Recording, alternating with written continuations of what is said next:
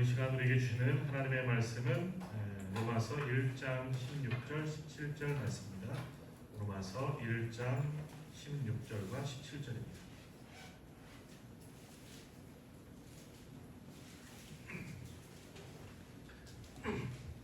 로마서 1장 16절 17절 두 절의 말씀인데요. 로마서 1장 16, 17절 우리 한 목소리로 우리 합독합니다. 시작성경 239쪽 로마서 1장 16절 17절 한 목소리로 합독하겠습니다. 내가 복음을 부끄러워하지 아니하노니 이 복음은 모든 믿는 자에게 구원을 주시는 하나님의 능력이 됨이라. 먼저는 유대인에게요 그리고 헬라인에게로다. 복음에는 하나님의 의가 나타났어 믿음으로 믿음에 이르게 하나니 오직 있는 믿음으로 말미암아 살리라 함과 같으니라. 아멘. 오늘 이 말씀으로 하나님께서 우리에게 은혜를 주실 줄 믿습니다. 다시 한번 옆에 분 축복하며 인사합니다. 주님의 이름으로 사랑하고 축복합니다.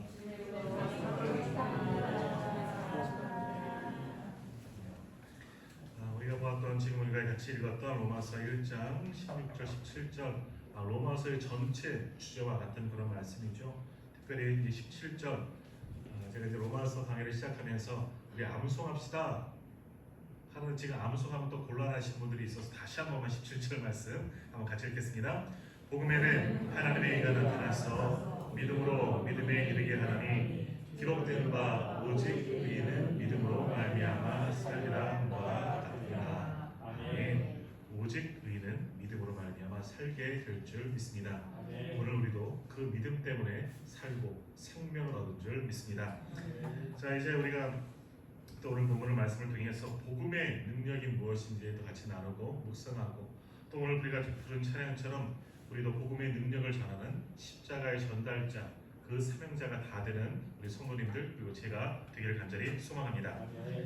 자, 우리가 남들보다 아주 좋은 것, 더 좋은 것, 새로 아주 좋은 무언가를 구입하게 되면 그것을 자랑할 때가 참 많이 있지요. 또 그것만이 아니라 남들이 갖지 못한 것, 또 우리 가정에 자랑거리가 있다면 그것을 말하고 싶어서 견딜 수가 없다라는 겁니다. 자, 예를 들어서 우리 자녀가 이제 조금 있으면 입시철이 이제 다가오고 있는데 좋은 대학에 아주 좋은 성적으로 합격을 하면 그것을 또 자랑하고 싶겠죠. 우리 애가 어느 학교 명문대에 들어갔어. 남들은 듣던 말든 그것이 기뻐하든 말든 나는 기쁘니까 그래서 자랑하고 싶은 그런 마음이 있다는 겁니다. 혹은 어려운 국가고시에 합격되면 또 그것도 자랑하고픈 그런 마음도 있습니다.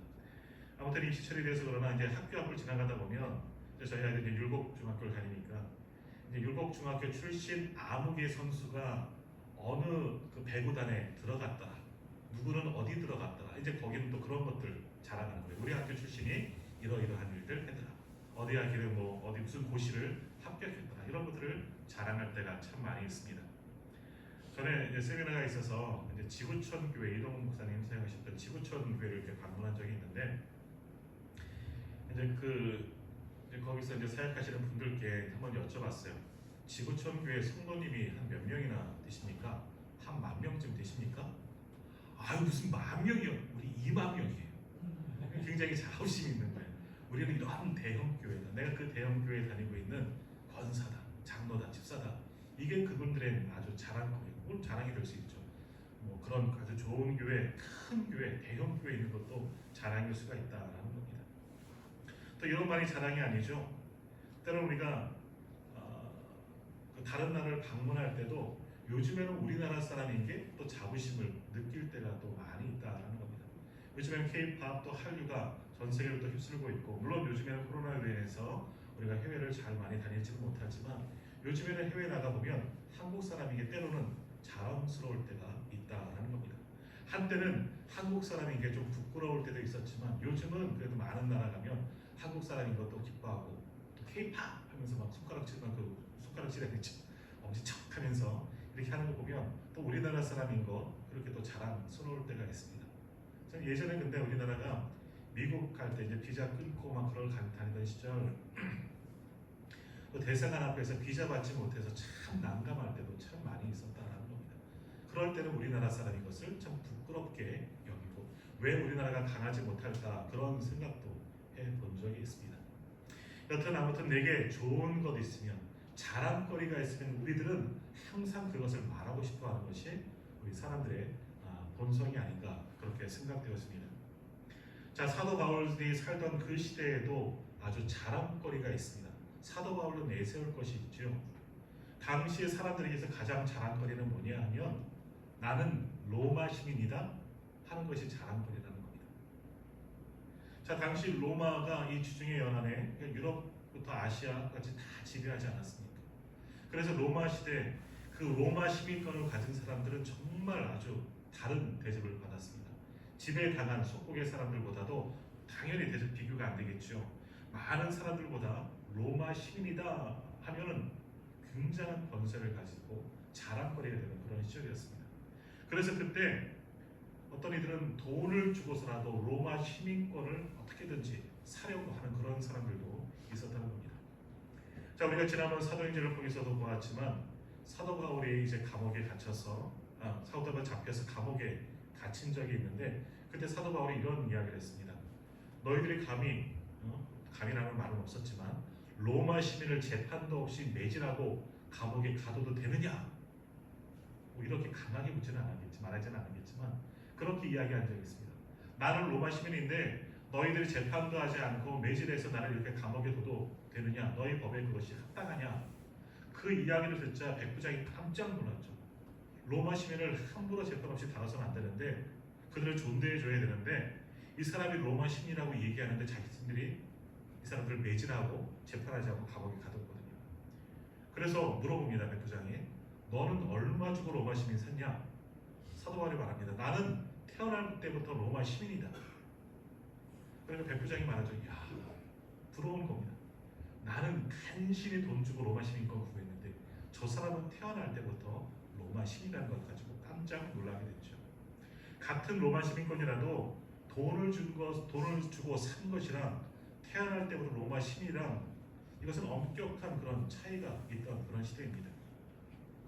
이 사람 당시에는 로마 시민권을 가지고 있다는 것은 굉장히 큰 자부심이요 자랑거리고 남들보다 좀 권세 있어 보이던 그런 시절이었다는 겁니다. 자, 근데 당시 우리가 처음 로마서 강의할 때도 말씀드렸지만 당시 로마 제국에는요 반절이 노예라고 말씀드렸습니다. 한 50% 이상이 노예였습니다. 그러니까 그 당시에는 굳이 로마 시민이 아니어도 나는 노예가 아니고 자유인이다. 이 정도만 해도 괜찮은 겁니다. 충분했습니다. 나는 자유인이다. 노예가 아닌 사람이다. 이것만 해도 굉장한 권세가 있는 그 정도였습니다. 아무튼 사도 바울은 자신인 로마 시민이라는 것, 남들이 다 부러워하고 가진 자들도 부러워할 만큼 또 속국의 유력자들도 부러워할 만한 그런 로마 시민이었지만 사도 바울은 그런 것 자랑하지 않았습니다. 자신의 말처럼 모든 것을 다 배설물로 버린 사람이었습니다. 자, 그러면 그 대신 사도 바울은 항상 자랑거리가 있었는데 그 자랑거리가 무엇입니까? 그것이 바로 복음입니다.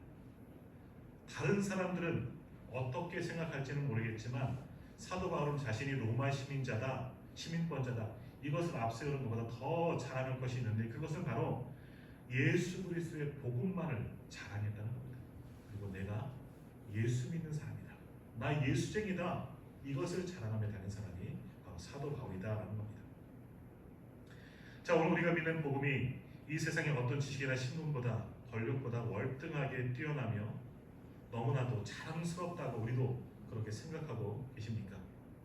그렇지 않으면 예수 믿는 것, 내가 교회 다니는 것 이거 다른 사람에게 알까봐 때로는 부끄러운 마음은 우리에게 있지는 않습니까?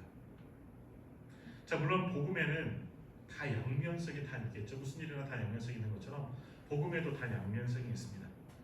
일단 그 복음의 가치를 전혀 모르는 사람들에게는 복음은 아무짝에도 쓸모없이 없는 것이겠죠. 그래서 구질구질하고 전혀 가치가 없는 것으로 그 복음을 받아들이고 그렇게 인식할 것입니다.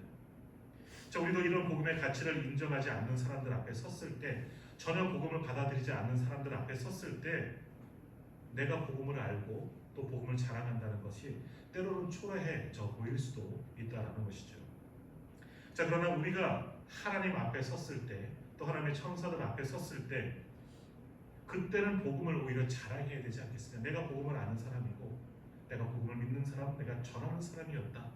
그것을 자랑하고 싶은 말하고 싶지 않겠습니까? 그것만큼 내가 복음의 사람이라는 것을 영광스러운 것이 아마 그때만큼 없을 것입니다. 자, 그러므로 사도 바울은 오늘 우리가 복음을 대할 때 이 복음을 어떻게 대하느냐, 또 복음을 들고 어떻게 우리가 살아가느냐, 오늘 본문을 통해서 우리에게 말씀합니다. 더욱이 우리는 세상 사람들 앞에 섰을 때 세상 사람들이 바라는, 세상 사람들이 기대하는 모습으로 우리가 나아갈 것이냐, 아니면 내가 하나님 앞에 정직하게 나아갈 것이냐, 내가 복음을 어떻게 세상 사람들한테 표현하고 전하고 자랑할 것이냐, 그것이 우리 믿는 자들에게 굉장히 중요하다라는 것입니다. 자, 다시 한번 우리 본문 16절 말씀 한번 같이 읽도록 하겠습니다. 16절 말씀 같이 읽습니다. 내가 복음을 부끄러워하지 아니하노니 이 복음은 모든 믿는 자에게 구원을 주시는 하나님의 능력이 되리라. 먼저는 유대인에게요 그리고 헬라인에게로다. 아멘. 사도 바울은 말합니다. 먼저 말하기를 뭐라고 말합니까? 내가 복음을 부끄러워하지 않는다. 복음은 모든 믿는 자에게 구원을 주시는 하나님의 능력이다. 그것은 믿는 자들에게는 먼저는 유대인에게 복음이 찾아왔고 또 나아가서는 복음을 듣는 헬라인에게도 그 복음의 능력이 나타날 것이다. 이런 등등의 이야기를 하고 있는 겁니다. 내가 복음을 부끄러워하지 않는다라고 고백을 하고 있다는 것이죠. 자, 근데 이것을 반대적으로 한번 이야기해 보겠습니다. 자, 이 복음이라는 것 한편으로는 세상에서 부끄러운 것이 될 수도 있다라는 겁니다. 내가 복음을 부끄러워하지 않는다 하는 것은 많은 사람들은 복음을 부끄러워하고 복음을 천박하게 여기는 사람들도 그 중에는 있다 하는 이야기가 되는 겁니다. 왜냐하면 복음의 겉모습만 보면 이게 뭔데? 대단한 것도 아닌데 그것이 뭐라고? 그렇게 이야기하는 사람들에게 보면 복음은 무시당할 만한 것이고 천박한 것이고 아무것도 소용이 없는, 전혀 능력이라고 찾아볼 수 없는 아무것도 아닌 것이 복음이라는 것입니다. 자, 당시 예수님 당시 또 사도 바울 당시 세상 사람들은 복음을 어떻게 생각했겠습니까? 자, 그 복음의 내용이 무엇입니까? 우리가 오늘 9번째 시간인가요? 9번째 시간까지 왔는데 복음에 대한 이야기만 계속 하고 있습니다. 그런데 당시 사람들은 복음에 대해서 어떻게 여기고 있느냐, 생각하고 있느냐라는 겁니다. 자, 당시 생각하고 있는 사람들이 알고 있는 복음은 예수 그리스도입니다. 예수 그리스도. 근데 예수 그리스도가 누구냐라는 것이죠. 예수님이 누구십니까? 우리는 예수님이 누구십니까? 하나님의 아들입니다. 나의 구원자입니다. 그리스도이십니다. 이렇게 말하겠지만 당시 예수 그러면 누구냐? 로마 정부에 의해서 처형당한 죄수라는 겁니다. 십자가에 못 박혀 달려 죽은 죄수라는 겁니다. 그것을 믿는 게 복음이라는 것이죠. 가장 좋은 소식이라는 겁니다. 이게 뭡니까? 죽은 사람을 믿는 것, 그것도 죄인인 사람을 믿는 것, 자랑하는 것, 그것이 복음인데 이게 어떻게 자랑하고 기뻐할 일이냐? 천박하고 저주받을 일이지. 복음이 만약 당대 그 거대한 로마 제국을 다 무찌르고 승리한 영을 믿어라, 이 정도라면 그래도 믿어볼구나, 복음을 자랑스러워할 만한 것이 되겠죠. 그런데 복음이 뭡니까? 예수를 믿는 건데 예수 그리스도가 복음인데 예수는 누구냐? 십자가에 못 박혀 죽은 유대인 그 사람을 믿는 것, 그 사람을 자랑한다는 것이 복음이라는 겁니다. 이것이 뭐가 자랑거리가 되겠냐라는 겁니다. 세상 사람들이 볼 때는 복음은 전혀 가당치 않고 능력이라는 꼴은 눈꽃만큼도 찾아볼 말도 안 되는 것이 복음이라는 겁니다. 더욱이 예수 죄인 아닙니까? 사형수 아닙니까? 유명한 현인도 아니고 훌륭한 학자도 아니고 그렇다고 세상에서 아주 성공한 그런 사람도 아닙니다. 이렇게 가난한 목수 출신 아닙니까? 그리고 결국 죄수의 신분으로 십자가에서 못 박혀 죽은 그런 사람을 구세주라고 믿는 그 복음이 무슨 능력이 있겠느냐? 그저 비웃을 뿐이겠죠. 자, 그렇다고 복음을 전하는 사람들의 모습을 한번 보십시오. 복음을 전하는 사람들이 그 복음의 창시자 예수라는 사람이 그렇게 죄인이었다 칩시다. 그렇다고 그 도를 따르는 사람들이 아주 멋진 사람들, 많이 배운 사람들, 출중한 사람들, 또 거기 당시 뭐 로마 시민권자들도 수두룩하고 귀족들도 많았다면 왕족도 있었다면 그래도 뭔가 있나 보다. 그 사람이 예수라는 사람이 죄수이긴 하지만 그래도 그에게 뭔가 있나 보다 하면서 믿을 알아나 보려는 그런 마음도 있겠지요. 그런데 복음을 전하는 사람들의 모습을 한번 보십시오. 예수님의 제자들의 모습을 보십시오. 사도 바울은 좀 빼고, 사도 바울은 많이 배웠고 로마 시민권자고 그 당시 뛰어난 사람이었습니다. 사도 바울과 같은 사람은 좀 빼면은 다른 사람들은 어떻습니까? 다른 복음을 전하다 죽은 많은 예수님의 제자들은 어떻습니까? 다 무식쟁이 됩니다. 볼품 없습니다. 이름도 없는, 존경받지도 못하고 오히려 자신들보다도 천박한 그 사람들이 예수라는 도를 따르고 복음을 전하는 사람들이라는 겁니다. 꾀지지한 사람들, 어찌 보면 직업도 없고 그저 남들에게 구걸해서 먹고 다니는 사람들, 정말 한마디로 죄송하지만 노숙자와 같은 사람들, 거지와 같은 사람들이 전하는 그 복음, 그것이 뭐 대단히 대단하다고 사람들이 여기겠습니까? 복음을 전하는 사람들도 보잘것없기 때문에 복음을 사람들 별게 아니다 생각하게 됩니다. 자, 그리고 아무튼 그들이 전한 복음을 믿는 사람들을 보십시오. 누가 그 복음을 또한 받아들이고 믿고 있느냐라는 겁니다. 귀족층도 아닙니다. 왕족도 아닙니다. 유명한 사람들도 아닙니다. 당시 소외받고 천대받았던 노예들 중에서 믿는 사람도 있었고 천민들, 그리고 죄송합니다만 당시에 그 온전한 사람 취급 못받던 여성들이 믿는다는 겁니다. 그러니까 소외된 사람들, 천한 사람들이 믿는 그 복음이 무엇이 능력이 되겠느냐? 누가 그것을 믿겠느냐? 조롱하던 그 복음이었다는 겁니다. 복음이라는 것이 전혀 능력은커녕 매력적인 것이 하나도 없는 것이 당시 복음이었다는 겁니다. 그러면서 내가 그러면 복음을 받아들이면 아무튼 다 좋다. 그럼 내가 복음을 믿는다는 것은, 내가 복음을 받아들인다는 것은 나도 저 사람들처럼 되는 것 아니냐? 저렇게 천박한 사람, 죄수 취급당하는 사람, 천대받는 사람, 나도 저 무리들 속에 들어가야 하는 것 아니냐? 그러니까 사람들이 복음을 받아들이기 싫은 겁니다. 나도 그 무리 속에 들어가기가 싫기 때문이죠. 그런 면에서 당시 복음하면 부끄러워하는 사람들도 있었다는 겁니다. 복음은 나한테 얘기도 하지 마, 꺼내지도 마. 복음하면 부끄러워하는 사람도 당시 아주 많이 있었다는 겁니다. 그런 와중에 사도 바울은 오늘 뭐라 그럽니까? 나는 복음을 부끄러워하지 아니하노라. 너희들은 부끄러워하는지는 모르겠지만 나는 그것이 자랑스럽다. 나는 복음을 전혀 부끄럽지 않고 그 복음의 능력을 믿고 그것을 나는 자랑한다. 담대하게 사도 바울은 선포하고 있습니다. 그 이유가 무엇이겠습니까? 사도 바울은 복음의 능력, 진짜 능력을 알고 있기 때문입니다. 저들이 알고 있는 그런 하찮고 천박한 복음이 아니라 그 복음의 진짜 비밀, 숨겨진 비밀, 하나님의 구원의 능력을 알기 때문에 사도 바울은 복음을 전혀 부끄럽게 여기지 아니하고 오히려 그 복음을 내가 믿고 나는 예수 믿는 사람이다, 나는 복음을 전하는 사람이다 담대하게 선포하며 복음만을 위해 사나 죽으나 복음만을 위해 살아가는 사도 바울 아닙니까? 자, 복음은 이처럼 겉으로 보기에는 초라한 모습일 수 있습니다. 그러나 그 깊은 속에는 세상 사람들이 알지 못하는 엄청난 능력, 엄청난 비밀이 숨겨져 있다는 겁니다. 우리는 그것을 알기에 복음을 우리도 믿고 있지만 당시에 많은 사람들은 그런 복음의 능력과 비밀을 알지 못하기에 복음을 외면하고 믿지 않지요. 그러나 그 속에서도 사도 바울은 나는 복음을 부끄러워하지 아니하고 복음만을 전하는 사람이다 라는 겁니다. 사실 복음이 이렇게 초라해 보이는 것은 하나님의 어떤 계획이겠죠. 하나님의 숨겨진 어떤 비밀, 트릭이라고 볼 수 있습니다. 하나님이 이 세상에서 잘난 체하고 교만한 자들을 속이게 하기 위해서 어떤 면에서는 복음을 이렇게 초라하게 포장한 겁니다.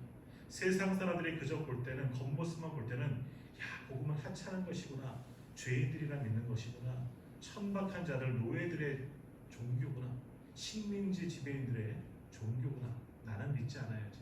교만한 자들에게는 그런 교회 안에 숨겨진 능력이 전혀 보이지 않게 하나님께서 그렇게 만드셨다는 겁니다.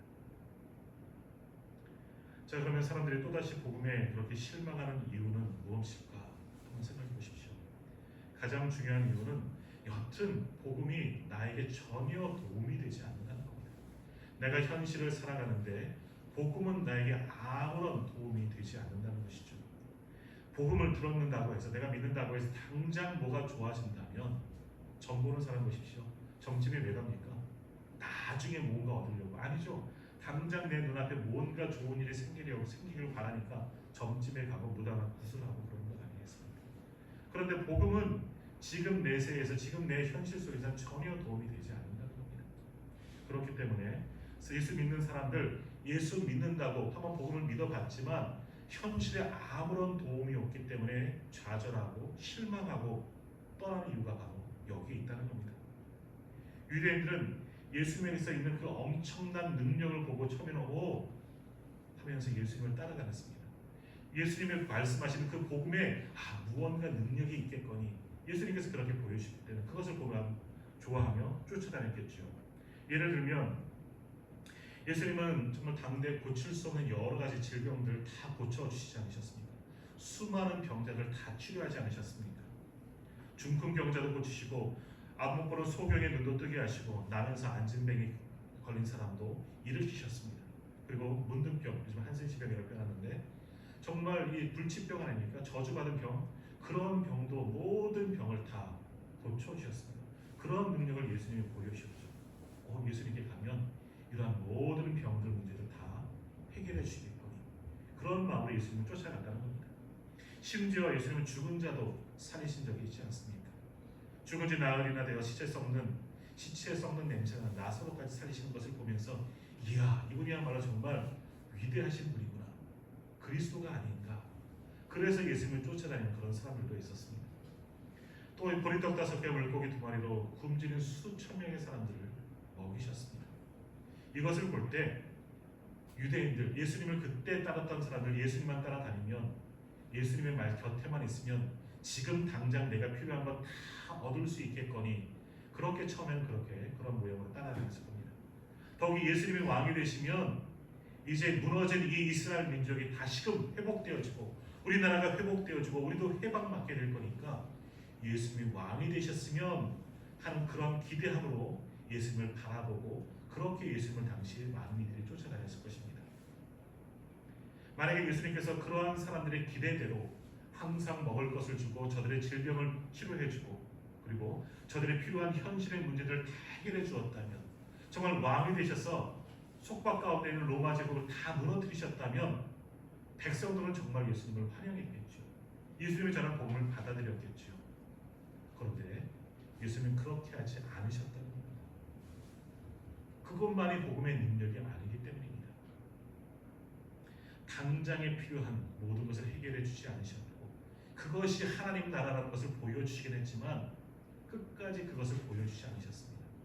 더 이상 사람들의 필요를 채워주시지 않으시고 뭐라고 말씀하십니까? 회개하라. 천국이 가까이 왔다. 회개하라. 죄의 문제를 이상하게 내게 찔릴 만한 죄의 얘기만 합니다. 나를 돌아보게 하는 죄의 문제를 떠올리게 만드십니다. 그리고 그렇게 말씀하신 저 양반 보았더니 그 죄를 짊어지고 십자가에 가겠다고 묵묵히 가는 결국은 그 십자가에 매달려 죽어가는 그 모습을 보면서 사람들은 실망하게 되겠죠. 처음에 자기에게 주었던 모든 것들 내가 얻는 그 혜택들을 보면서 예수가 복음이다. 이를 믿으면 내가 무언가 현실의 문제가 해결되겠거니 기대하는 마음으로 쫓아갔지만 그것이 복음의 능력인 줄만 알았지만 예수님은 그것까지 다 주시진 않았어요. 마지막에는 다 끊고 십자가에 달려 힘없이 죽으시는 그 모습을 보면서 이것도 아니구나. 많은 사람들이 예수님에게서 돌아서게 되었다라는 다시 말하면 복음의 능력을 알지 못하고 복음 속에 담겨진 그 숨겨진 비밀, 그 구원의 능력을 알지 못하고 깨닫지 못하고 복음을 외면하고 귀찮게 여긴 사람들이 상당수가 있었다라는 겁니다.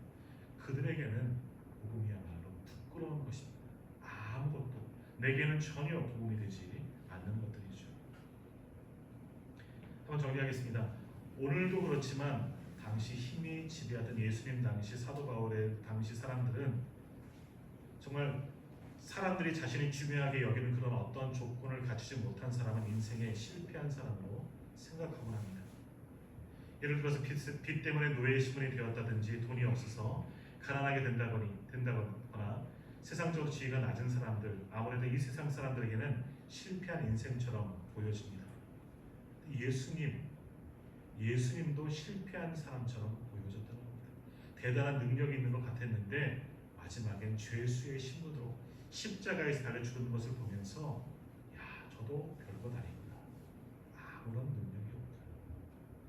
그 도를 따르는 사람들을 보니까 세상적으로 성공한 사람도 아니고 다 실패자들, 낙오자들, 요즘 말하는 루저 같은데 그들이 따르는 저 종교 나는 받아들이지 않겠다. 내가 왜 저것을 믿었는지 나는 그것을 하찮게 여기고 부끄러워한다. 그런 사람들이 되게 굉장히 많았다는 겁니다. 사람들에게 당시 복음은 실패한 사람들의 종교이고 저급한 종교입니다. 부끄러운 사람들이나 천박한 사람들이나 믿는 간신히 명맥을 유지하는 그런 하찮은 종교밖에 되지 않았다라는 겁니다. 이런 상황에 사도 바울은 선포합니다. 나는 복음을 부끄러워하지 아니하노니. 나는 너희들은 어떻게 생각할지 모르겠지만 나는 전혀 복음을 부끄러워하지 않는다. 왜냐하면 복음에는 우리에게 믿는 자에게 구원을 주는 하나님의 능력이기 때문에 나는 그 복음 때문에 내가 살았고 나도 구원받았고 나도 하나님의 나라를 소유로 받았기 때문에 나는 복음을 전혀 부끄럽지 않고 나는 복음을 전하는 자가 되고 그 사명을 나는 지금도 감당하고 있다. 나는 복음 때문에 살아가고 나는 복음 때문에 죽을 것이고 나는 그 복음을 자랑할 뿐이다. 자랑하고 싶어서 견딜 수가 없다 하는 것이 바로 16절 나는 복음을 부끄러워하지 아니하노니 바로 이것이 사도 바울의 놀라운 믿음의 고백입니다. 더욱이 당시 많은 사람들은 복음을 외면하고 저주하고 부끄러워하지만 사도 바울은 복음의 능력을 알기 그 속에 담겨진 하나님의 구원의 계획과 구원의 능력을 알기 때문에 사도 바울은 그 복음의 능력으로 인하여 그것을 자랑할 수밖에 없었다는 것이죠.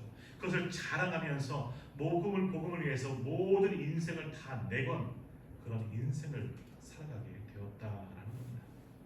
그러므로 그 복음 때문에 자신의 생명도 조금도 귀한 것으로 여기지 않았던 분이 사도 바울입니다.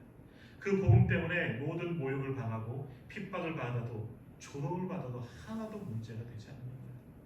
복음 때문에 받는 것이 오히려 행복하다는 것이죠. 나는 복음을 믿었고 또 구원을 받은 하나님의 백성이기 때문에 복음 때문에 지금 내가 모욕을 받는 너무너무 사도 바울은 그것이 기쁘고 그것이 자랑스러웠던 겁니다. 그러게 오늘 성경에서 우리에게 이렇게 고백하는 것입니다. 내가 복음을 부끄러워하지 아니하노니 이 복음은 모든 믿는 자에게 구원을 주시는 하나님의 능력이라 라고 우리에게 자랑하고 증거하고 있는 것입니다. 자, 그러면 오늘 우리는 어떻습니까? 오늘 예배드리는 우리에게 복음은 무엇입니까? 저와 오늘 예배드리는 성도님들에게는 복음은 나에게 어떠한 것입니까? 조금만 우리 바꿔서 한번 이야기 한번 해보겠습니다. 오늘 우리가 예배 드리는 이유, 오늘 우리가 신앙생활하는 이유, 내가 믿음으로 살아가는 이유는 무엇입니까? 우리가 교회 다니고 교회에서 찬양하고 예배 드리고 그렇게 하는 이유는 무엇이냐라는 것이죠. 내가 왜 교회에 왔고 이 시간 편안히 집에서 쉴 시간 왜 이 밤에 깨워서 교회에 오고 매 주일마다 쉬어도 되고 또 아니면 가족과 즐거운 시간을 보내도 되는데 왜 교회에 와서 내가 신앙생활하고 있느냐라는 겁니다. 역시 우리도 복음의 능력을 알기 때문 아니겠습니까? 우리가 신앙생활하는 것은 그저 우리가 취미생활하려고 내 종교 안에 뭐 하나 쓰려고 그렇게 신앙생활하고 교회 다니는 건 아닙니다. 내가 신앙생활하는 것은 사도 바울이 말하는 것처럼 복음에 목숨을 거는 일이다라는 겁니다. 내가 오늘 교회에 있는 건 이 지금 교회에 와서 주의 성전에 올라와서 지금 예배하는 것은 나도 복음의 능력을 믿기에 그 복음으로 인하여서 감사하기에 하나님 앞에 나와 예배하는 것 아니겠습니까? 그러므로 오늘 우리도 사도 바울의 고백처럼 복음을 부끄러워하지 마시고 복음을 힘써 자랑할 수 있는 저와 우리 모든 성도님들이 다 되시기를 바랍니다. 그러므로 내가 복음을 믿는다는 것은 또 어떤 말이겠습니까? 복음을 전하는 겁니다. 내가 복음을 알고 믿는 것은 지식적으로만 아는 것이 아니라 복음의 삶을 산다는 것은 복음을 전하는 것, 자랑하는 것을 의미하는 겁니다. 자, 오늘 우리는 복음의 능력을 믿는 자들입니다. 그 복음의 능력이 오늘 저와 우리 성도님들을 구원하였고 또 그 복음을 전하는 우리를 통해서 또 놀라운 구원의 역사가 또다시 일어나게 될 줄 믿습니다. 그러므로 오늘 우리도 사도 바울처럼 복음의 능력, 그 감추어진 비밀을 깨닫고 복음을 즐거워하시고 복음을 자랑할 수 있는 십자가의 전달자들이, 복음의 전달자들이 다 되시기를 주님의 이름으로 축복합니다.